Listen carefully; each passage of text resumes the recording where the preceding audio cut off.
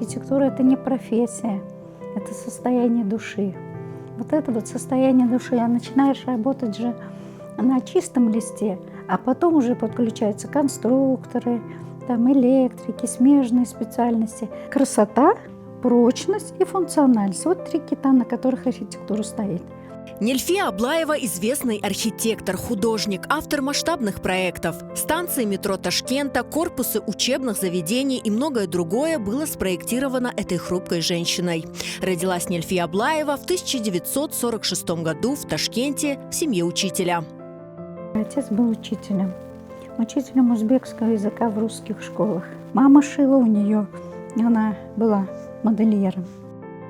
Любовь к архитектуре у Нильфии Аблаевой родилась еще в детстве. Вместе со старшим братом и сестрой она обошла практически все значимые культурные здания Ташкента.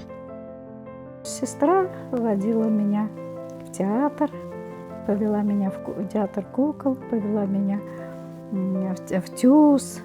Потом у нас было такое старенькое, красивое старинное здание.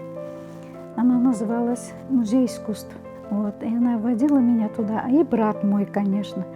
Как же, у меня брат вообще любил все классическое. И повел меня в старинное здание, где был Дом пионеров имени Сталина назывался. У нас театр оперы и балета был очень хороший.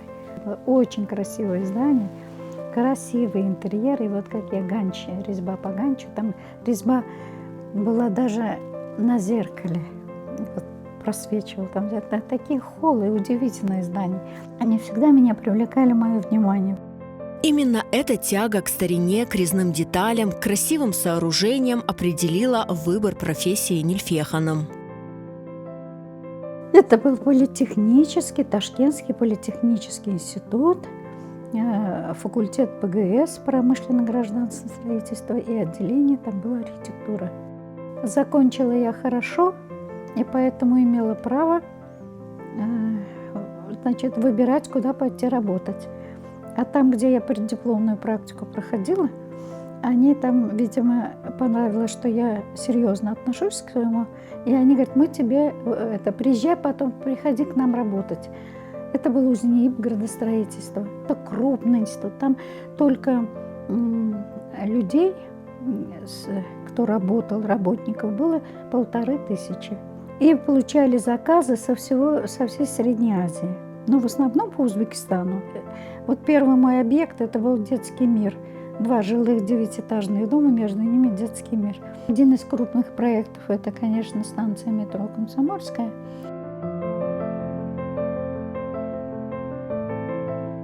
Много у меня учебных заведений. Институты русского языка и литературы для Андижана, для Ангрена, для Коканда. И очень интересный объект был один, последний, можно сказать, крупный, для Ташкента, машиностроительного института, самолетостроительный факультет. Тут, конечно, надо было очень технологию там соблюдать. Для меня все мои объекты, они, я говорю, как дети. Они для меня все дороги. Главная поддержка и опора Нильфии Аблаевой – семья. Ее муж, известный художник, ювелир и мастер гончарного искусства Иззет Аблаев, всегда поддерживал супругу в ее деятельности. В общем, он меня уговорил, что я тебе во всем буду помогать, говорит, во всем. А мы с ним, когда встречались, он меня в музей искусств водил, в театр водил. Вот получилось вот так. И у нас общее было вот именно на творчестве. Он был художником, можно сказать, с детства. Он тоже увлекался еще на Урале. Находили общий язык всегда. Всегда. Во-первых, если я чувствовала, что то, что я, например, взгляды всегда же разные. Вот, если я чувствовала, что я его убедить не могу, то я просто останавливалась и все, чтобы дело не доходило до конфликта. От женщины это очень много зависит. Я считаю себя счастливой, потому что я с радостью бежала домой, с радостью. Я их всех любила и знала, что я о них забочусь, и они ждут моей заботы. В семье Аблаевых родилось 2 сына. Благодаря поддержке мужа Нильфия Ханым смогла продолжать активно работать и проектировать новые объекты. Детки мои. Старший родился во время института. Я даже академические не брала, потому что благодаря Изету и благодаря моим родителям и в институт их забирала из Киндера. Вот, и Изет даже приводил кормить меня. Нильфия Аблаева и сегодня продолжает следить за архитектурными трендами и тенденциями.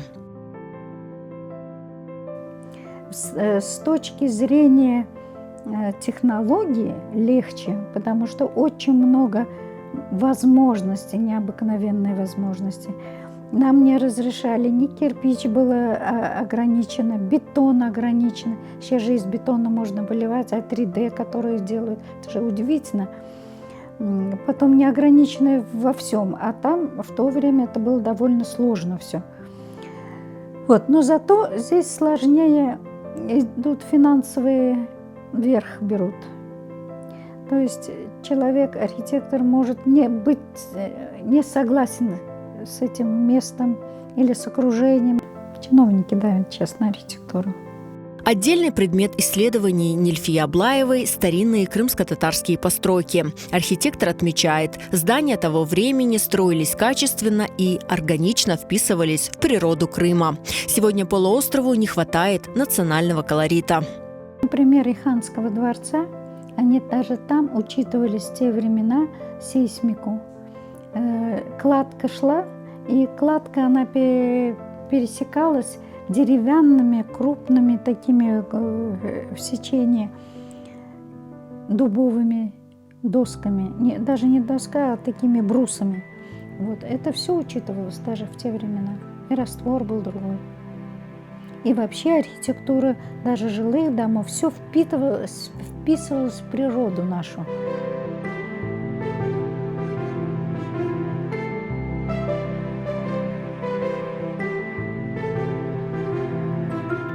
И Крым должен быть таким же с национальным уклоном, но современной технологией. Ну вот даже на примерах частных домов, которые есть с татарским уклоном национальным.